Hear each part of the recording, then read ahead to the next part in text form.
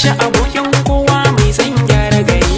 Mai rocket launcher yake mai ake an kwada mari. Yanzu deputy commissioner yake sai yayi aiji alkawari. Abban na gyara a yau ya shahara dan kwa ana ta fadin sa gari. Ai bashir gamji yake koko na ce masa dashi ya fi da kyar.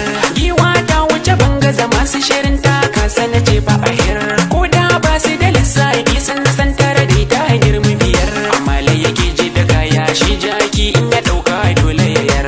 Garkan wandan karfe wanda ya saka a dole ya kwana tsaye. Wanda ya karkasa kayan talla a shi ke neman masu saye. Nawa gwanin tara nasu shi zan nuna ko da an da tsaye. Daban da kamar ka na gyara bara da yi sauran zancen haɗi. Kaga amanar ejila ka zama kusa komai sai fa da kai. Shi da mo shi digo da ko a ina kake to zan gansu da kai. Ka yarda da su ka ba su amana su ma sun ji da kai. Yan amadin ka na ce musu masu jiran